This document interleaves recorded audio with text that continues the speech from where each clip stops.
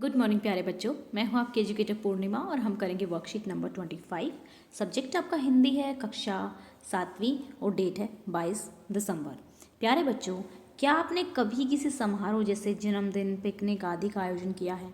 आप जानते ही होंगे कि ऐसे किसी समारोह के आयोजन हेतु योजना बनाना, तैयारी करनी पड़ती है ना। समारोह के लिए क्या क्या सामान चाहिए, कितनी मात्रा में, कितना खर्चा आएगा आदि इसका अनुमान भी हमें पहले ही लगा लेना पड़ता है। इसी प्रकार दक्षिण अफ्रीका से लौटे गांधी जी ने अहमदाबाद में एक आश्रम की स्थापना की।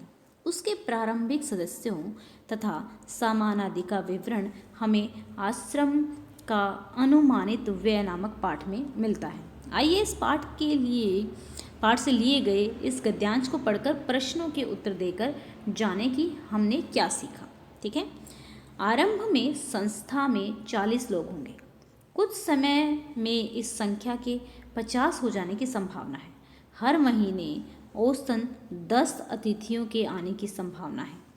इनमें 3 या 5 सपरिवार होंगे, इसलिए स्थान की व्यवस्था ऐसी होनी चाहिए कि परिवार वाले लोग अलग अलग रह सकें, शेष एक साथ। इसको ध्यान में रखते हुए 3 रसोई हों। मकान कुल 50,000 वर्ग फुट क्षेत्रफल में बने तो सब लोगों के लिए लायक जगह हो जाएगी। इसके अलावा 3,000 पुस्तकें रखने लायक पुस्तकालय और अलमारियां होनी चाहिए। कम से कम 5 एकड़ जमीन जिसमें कम से कम 30 लोग काम कर सकें। इतनी खेती के औजार चाहिए। इनमें कुदाली, फावड़े, खुरपों की ज़रूरत होगी। तो चित्र को देखकर आपको बताना है कि ये कौन है। ये है हमारे प्रिय महात्मा गांधी जी। इतनी तैयारियां किस लिए चल रही थी? तो चलिए इसके आंसर्स करते हैं।